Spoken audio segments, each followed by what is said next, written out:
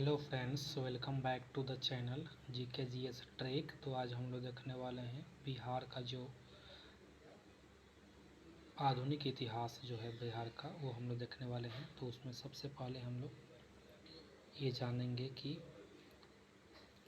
क्या क्या हमको पढ़ना है। पहले आधुनिक बिहार में देखिए, आधुनिक बिहार में सबसे पहले हम लोग पढ़ेंगे यूरोपीय कंपनियों का आगमन।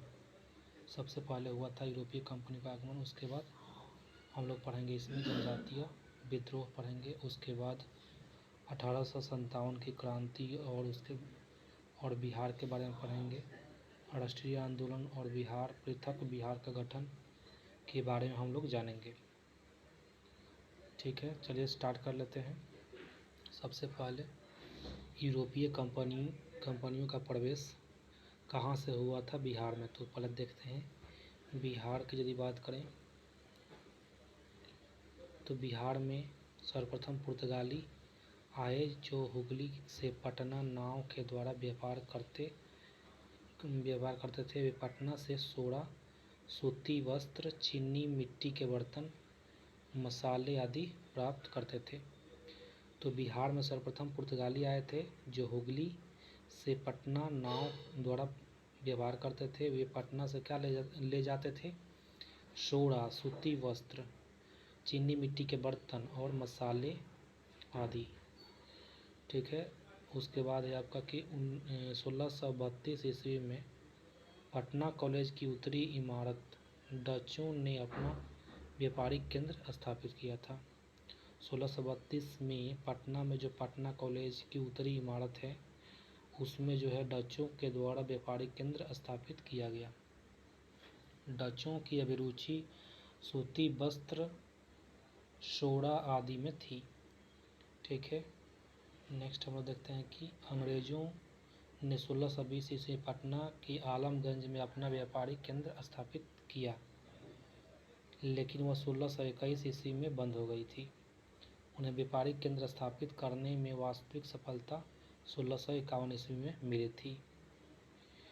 अंग्रेज यात्री पीटर मुंडी 1632 ईस्वी में बिहार आया था।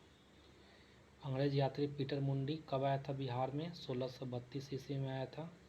उसने यहाँ व्यापार की संभावनाएं देखी तथा डच कंपनी को व्यापार करते हुए देखा था। अंग्रेजी कंपनी की फैक्ट्री में वर्तमान में गुलजारबाग पटना स्थित गवर्नमेंट प्रिंटिंग प्रेस और सर्वे कार्यालय स्थित है।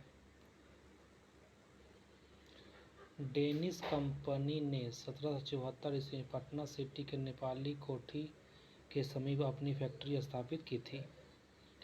मुगल शासक फर्रुखसियर 1713 से 1719 तक शासन किया था। ने 1717 में अंग्रेजों को भारत में कहीं भी व्यापार करने एवं सिक्के प्रयोग करने की मान्यता दी। इस घोषणा को ईस्ट इंडिया कंपनी का मैग्ना कार्टा कहा जाता है। उसके बाद है कि बंगाल हो गया, बिहार और अंग्रेज के बारे में हम लोग जानेंगे। अंग्रेजी कंपनी ने 1717 ईस्वी को व्यापारिक अधिकार प्राप्त हो गया था अंग्रेजों को। दूसरी ओर बंगाल के नवाब अलीवर्दी खां मुगलों से हटकर स्वतंत्र सत्ता चला रहे थे, अतः व्यापारिक हितों के लिए संघर्ष स्वाभाविक था।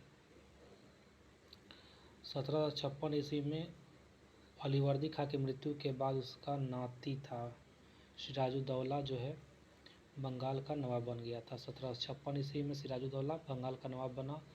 23 जून 1757 को अंग्रेजों और सिराजुद्दौला के मध्य प्लासी की लड़ाई हुई, जिसमें सिराजुद्दौला पराजित हो गया था। कब हुआ था प्लासी का युद्ध? कब हुआ था? 23 जून 1757 को हुई थी। उसके बाद मीर जाफर को कठपुतली नवाब बनाया गया था। 1760 ईस्वी मीर जाफर की जगह उसके दामाद मीर कासिम को नवाब बनाया गया। मीर कासिम ने अंग्रेजों के हस्तक्षेप को कम करने के उद्देश्य से अपनी राजधानी मुंगेर स्थानांतरित कर दी थी। स्थानीय व्यापारियों पर करों को समाप्त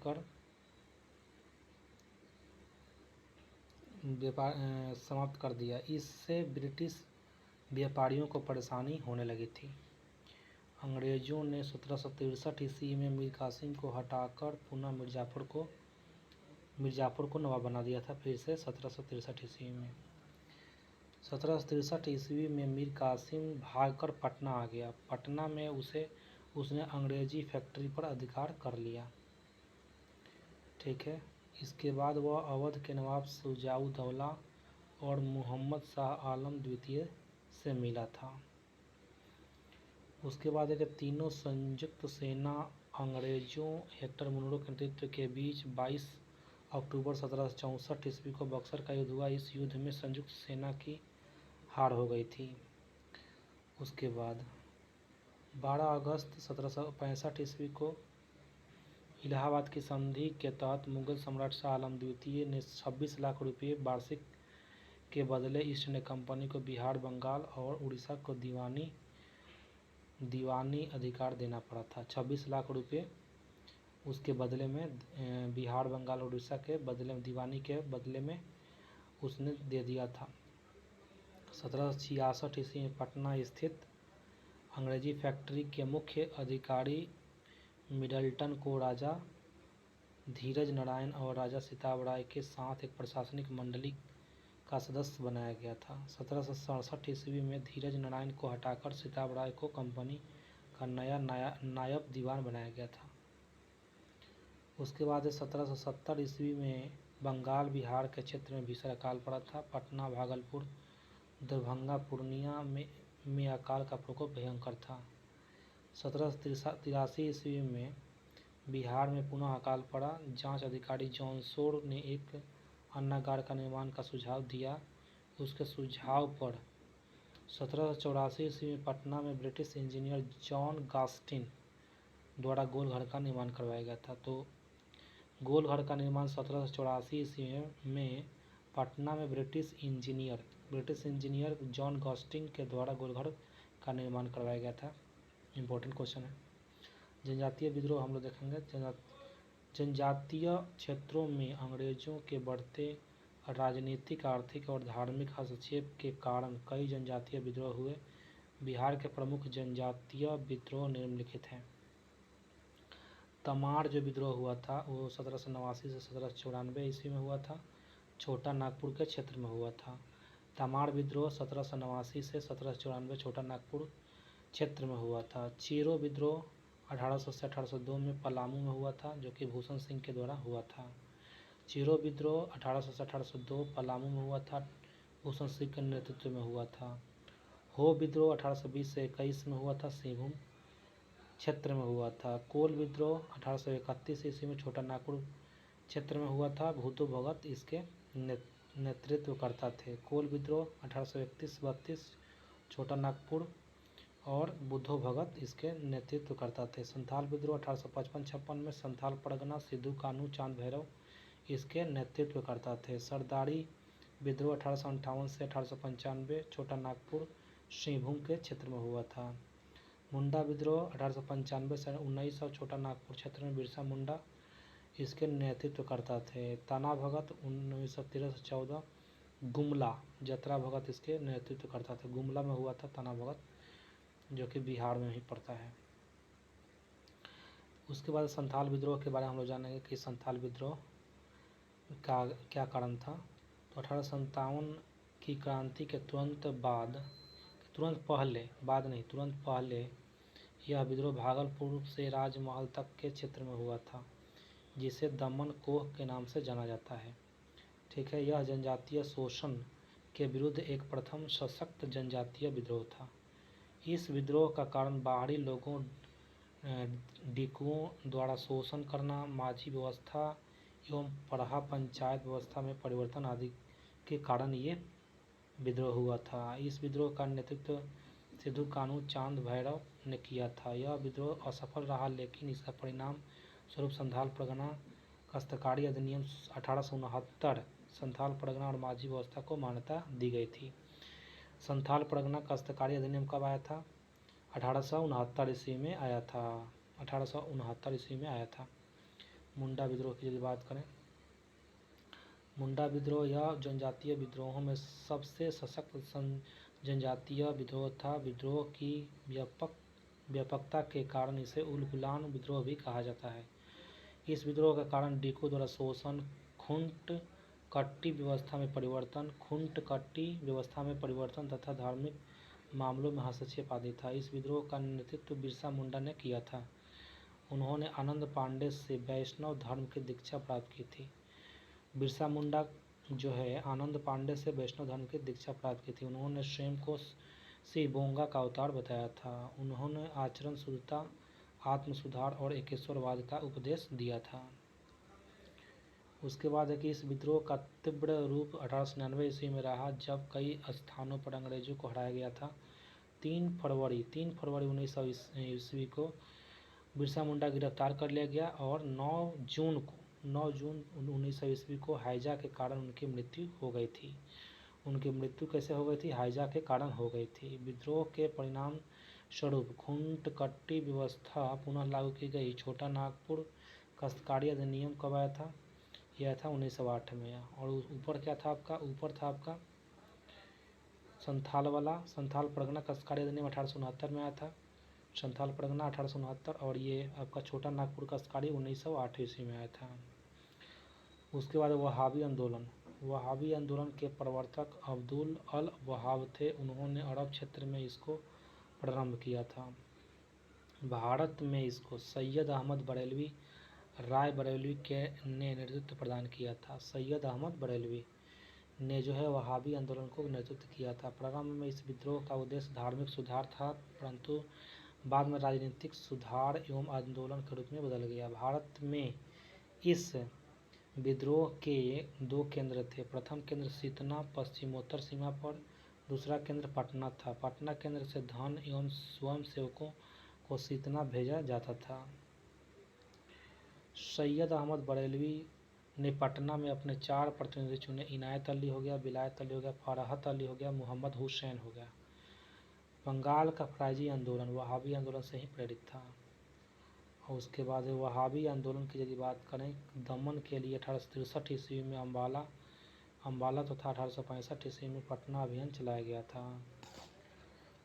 वहाबी नेताओं को कारावास और मृत्यु दंड की सजा दी गई। अंततः आंदोलन को दबा दिया गया था। ठीक है। नोनिया विद्रोह कब हुआ था? 1770 से 1800 ईस्वी तक में हुआ था। बिहार के सोडा उत्पादक वर्ग नोनिया द्वारा यह विद्रोह किया गया था। सोडा का उपयोग बारूद बनाने में किया जाता था। बिहार में सोडा उत्पादन मुजफ्फरपुर, सारण, हाजीपुर, पूर्णिया आदि क्षेत्र में होता था। बिहार में सोडा का उत्पादन मुजफ्फरपुर, सारण, हाजीपुर, पूर्णिया में आदि में होता था। बिचौलिए कच्चा सोडा ब्रिटिश कारखाने को देते थे एवं मुनाफे स्वयं रख लेते थे। परिणाम स्वरूप नोनिया समुदाय ने गुप्त रूप से सोडा बेचना शुरू कर दिया था। अंग्रेजों ने इस पर रोक लगाई। इसके विरुद्ध में नोनिया समुदाय ने विद्रोह कर दिया था। अंततः अंग्रेजों द्वारा यह विद्रोह को दबा दिया गया था। लोटा विद्रोह हुआ था कहाँ पर? लोटा विद्रोह 1856 ईस्वी में हुआ था। लोटा विद्रोह कब हुआ था? 1856 ईस्वी में हुआ था। यह विद्रोह मुजफ्फरपुर जेल के कैदियों के द्वारा किया गया था। लोटा विद्रोह मुजफ्फरपुर जेल के कैदियों के द्वारा किया गया था। जेल में कैदियों को पहले पीतल का लोटा दिया जाता था। बाद में सरकार ने मिट्टी का लोटा देने का निर्णय लिया था। कैदियों ने इसका कड़ा विरोध किया। 1856 ईस्वी में विद्रोह कर दिया। परिणाम स्वरूप अंग्रेजी सरकार को पुनः कैदियों को पीतल का लोटा देना पड़ा था। देख रहे हैं ना, पीतल का लोटा के लिए यहाँ पर लड़ाई चल रहा था। लोटा विद्रोह 1856 ईस्वी में। बिहार उसके बाद 1857 की क्रांति और बिहार में 1857 की क्रांति 12 जून 1857 देवघर जिले के रोहिणी गांव में स्टार्ट हुआ था। 32वीं इन्फेंट्री रेजिमेंट के सैनिकों ने विद्रोह किया। ठीक ना। इस विद्रोह में लेफ्टिनेंट नॉर्मन लेस्ली और सार्जेंट डॉक्टर ग्रांट मारे गए थे। रोहिणी के विद्रोह को मेजर मैकडॉनल्ड द्वारा दबा दिया गया था। रोहिणी के विद्रोह को मेजर मैकडॉनल्ड द्वारा दबा दिया गया था। विद्रोही सैनिकों को फांसी दे दी गई थी। पटना में विद्रोह का नेतृत्व जो 3 जुलाई को पटना सिटी पुस्तक विक्रेता पीर अली ने किया था। विद्रोह में अफीम एजेंट डॉक्टर आर लॉयल मारा गया था, परंतु कमिश्नर टेलर ने विद्रोह दबा दिया था। पीर अली 17 व्यक्तियों को फांसी दे दी गई थी। 25 जुलाई 1857 को मुजफ्फरपुर में असंतुष्ट सैनिकों ने कुछ अंग्रेज अधिकारियों की हत्या कर दी। उसी दिन दानापुर में 3 रेजिमेंटों के सैनिकों ने भी विद्रोह कर दिया। सैनिकों ने शाहाबाद जिले में प्रवेश कर जगदीशपुर के जमींदार बाबू कुंवर सिंह से मिलकर विद्रोह प्रारंभ कर दिया। 30 जुलाई को सरकार ने तत्कालीन सारण, तिरहुत, चंपारण, पटना जिलों में सैनिक शासन लागू कर दिया गया था। विद्रोही सैनिकों के एक झुंड ने भागलपुर तथा गया पहुंचकर जेल में 400 कैदियों को मुक्त करा लिया। उन्होंने टिकारी राज पर हमला कर 10,000 रुपये लूट लिए थे। जगदीशपुर के जमींदार बाबू कुंवर सिंह ने बिहार के 1857 की क्रांति को नेतृत्व प्रदान किया। उन्हें कमिश्नर टेलर ने पटना में भेंट के लिए निमंत्रण दिया, मगर मौलवी अहमदुल्ला के साथ हुए में विश्वासघात को समझते हुए उन्होंने 4000 सैनिकों के साथ विद्रोह प्रारंभ कर दिया। उन्होंने जगदीशपुर में बंदूकें, गोला बारूद बनाने का कारखाना स्थापित किया था तथा 27 जुलाई 1857 को आरा पर अधिकार कर लिया था। आरा में हुए संघर्ष में कैप्टन डनवर मारा गया था। आरा में कौन मारा गया था? कैप्टन डनवर मारा गया था, लेकिन कुंवर सिंह को आरा छोड़ना पड़ा। वे रीवा और बांदा के रास्ते लखनऊ पहुंच गए। उन्हें अवध के शाह ने आजमगढ़ जिला का फरमान दिया था। दिसंबर 1857 में कुंवर सिंह ने नाना साहेब के साथ मिलकर कानपुर में अंग्रेजों से विद्रोह किया। उन्होंने आजमगढ़ में भी अंग्रेजों को पराजित किया था। 23 अप्रैल 1858 को कैप्टन ली ग्रांट के नेतृत्व में आई ब्रिटिश सेना कुंवर सिंह को बुरी तरह पराजित कर दिया था। शिवराजपुर घाट गंगा नदी पर है। पार करने के क्रम में सेनापति डगलस की गोली से कुंवर सिंह का बायां हाथ घायल हो गया। उन्होंने अपना बायां हाथ काट कर गंगा में प्रवाहित करते हुए कहा, हे गंगा मैया, अपने प्यारे की यह अकिंचन भेंट स्वीकार करो। 26 अप्रैल 1858 ईस्वी में कुंवर सिंह की मृत्यु हो गई थी। कुंवर सिंह की मृत्यु के बाद उनके छोटे भाई अमर सिंह ने आंदोलन का नेतृत्व संभाला, जबकि दूसरे भाई हरकिशन सिंह ने उनको सहयोग प्रदान किया था। अमर सिंह ने कैमूर की पहाड़ियों में मोर्चाबंदी कर सरकार के विरुद्ध संघर्ष जारी रखा। फिर आपका नवंबर 1858 ईस्वी तक अंग्रेजी अधिकार पर पुनः स्थापित हो गया। विद्रोहियों ने हथियार डाल दिए। महारानी विक्टोरिया ने क्षमादान की घोषणा की, परंतु अमर सिंह आदि को दंडित किया गया था। कांग्रेस की स्थापना और बिहार। 28 दिसंबर 1885 को बम्बई के गोकुल दास संस्कृत विद्यालय में ए.ओ. ह्यूम द्वारा भारतीय राष्ट्रीय कांग्रेस की स्थापना की गई। प्रथम अधिवेशन की अध्यक्षता W.C. बनर्जी ने की थी। इस अधिवेशन में 72 प्रतिनिधि भाग लिया था, लेकिन बिहार से कोई प्रतिनिधि नहीं था। कांग्रेस के दूसरे अधिवेशन में बिहार से 31 प्रतिनिधि भाग लिए। बिहार में हुए कांग्रेस के अधिवेशन 27वां अधिवेशन हुआ था आपका 1912 ईस्वी में बांकीपुर, पटना, आर.एन. माजलकर के द्वारा। 37वां अधिवेशन हुआ था 1922 में चित्तरंजन दास, गया में चित्तरंजन दास, ठीक है। 1922 में हुआ था 37वां। 27, 37 और 54 आपका हुआ था 1940 ईस्वी में रामगढ़ के द्वारा। रामगढ़ और झारखंड में पड़ता है आपका मौलाना अबुल कलाम आज़ाद। नेक्स्ट आपका है कि बंगभंग स्वदेशी आंदोलन और बिहार की बात करें। बंगाल विभाजन की घोषणा 20 जुलाई 1905 ईस्वी को तत्कालीन वायसराय कॉर्जन ने की थी। 16 अक्टूबर 1905 ईस्वी को यह प्रभावी किया गया।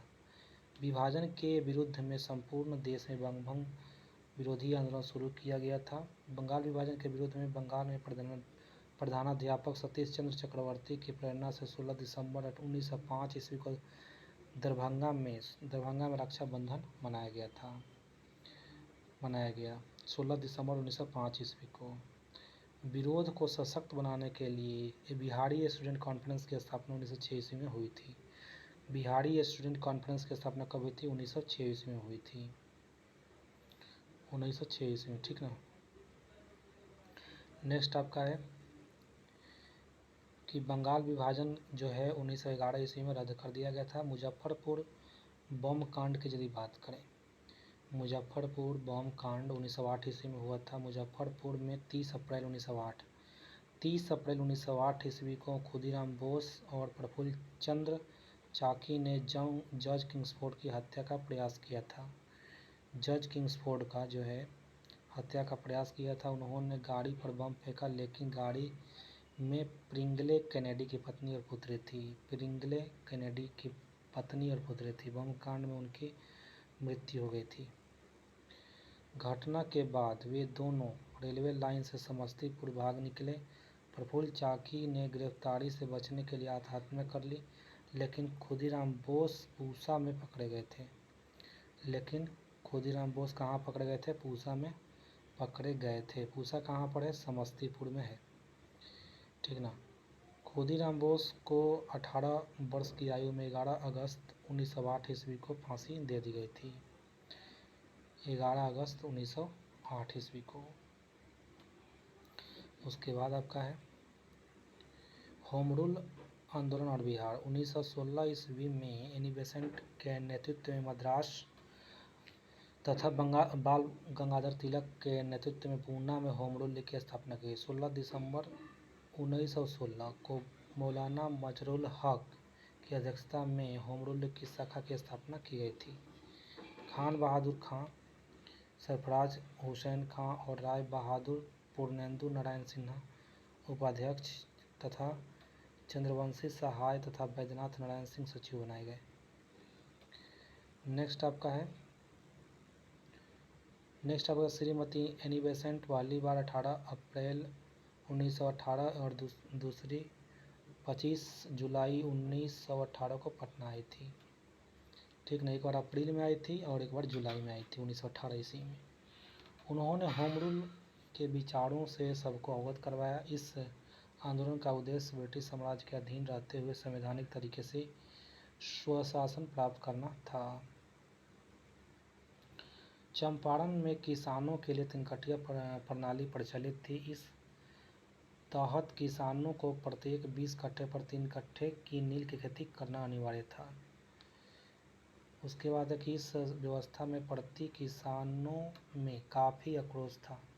उन्होंने, क्योंकि नील की फसल भूमि को बंजर बना रही थी, वही आर्थिक रूप से शोषक भी थी। 1916 ईस्वी में कांग्रेस के लखनऊ अधिवेशन में मुरली भड़ावा गांव के राजकुमार शुक्ल ने इस समस्या पर कांग्रेस का नेतृत्व का ध्यान आकृष्ट किया था। ब्रजकिशोर प्रसाद ने एक प्रस्ताव पेश किया था।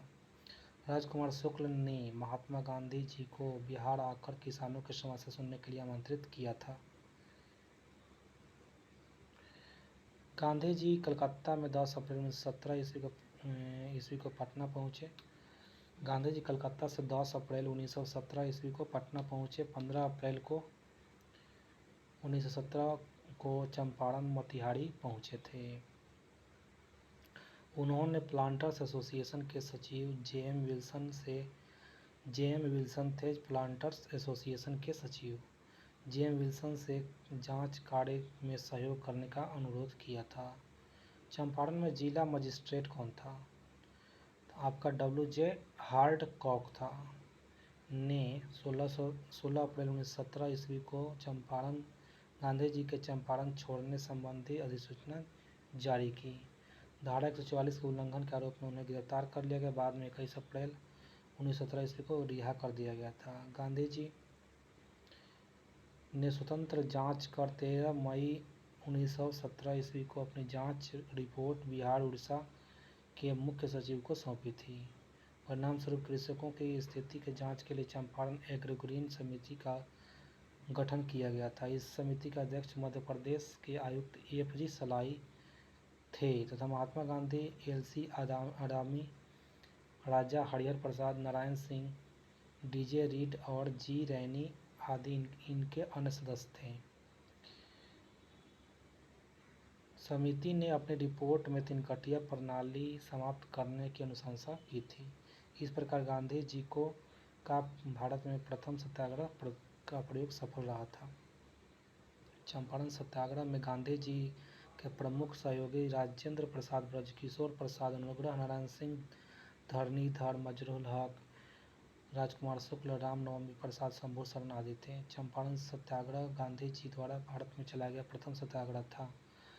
चंपारण सत्याग्रह से प्रेरित होकर 19 जून 1919 में मधुबनी जिले में के किसानों ने स्वामी विद्यानंद के नेतृत्व में दरभंगा राज्य के विरुद्ध आंदोलन कर दिया था। स्वामी विद्यानंद कहाँ थे? दरभंगा, मधुबनी जिले के किसानों ने स्वामी विद्यानंद के नेतृत्व में दरभंगा राज्य के विरुद्ध जो है आपका आंदोलन कर दिया था। ठीक है, उसके बाद आपका है कि किसान सभा की यदि बात करें, 1922-23 में मुंगेर में शाह मोहम्मद जुबैर की अध्यक्षता में किसान सभा का गठन किया गया। श्री कृष्ण सिंह इसके उपाध्यक्ष थे। सिद्धेश्वरी चौधरी और नंद किशोर सिंह सचिव थे। ठीक ना। किसान सभा का गठन कहाँ हुआ था? मुंगेर में हुआ था और इसकी अध्यक्षता कौन कर रहे थे? शाह मोहम्मद जुबैर, 1922-23 में। 1928 ईस्वी में स्वामी शाहजानंद सरस्वती ने बिहटा में औपचारिक किसान सभा की स्थापना किया था। 1928 ईस्वी में स्वामी शाहजानंद ने बिहटा पटना में औपचारिक किसान सभा की स्थापना किया था। नवंबर 1929 ईस्वी में सोनपुर जिले में स्वामी शाहजानंद सरस्वती की अध्यक्षता में विधिवत प्रांतीय किसान सभा की स्थापना की गई। इसके सचिव श्री कृष्ण सिंह थे। बिहार किसान आंदोलन में कार्यानंद शर्मा, राहुल संकृत्यायन, पंचानंद शर्मा, यदुनंदन शर्मा आदि शामिल थे। बिहार किसान आंदोलन में कार्यानंद शर्मा, राहुल संकृत्यायन, पंचानंद शर्मा, यदुनंदन शर्मा आदि थे।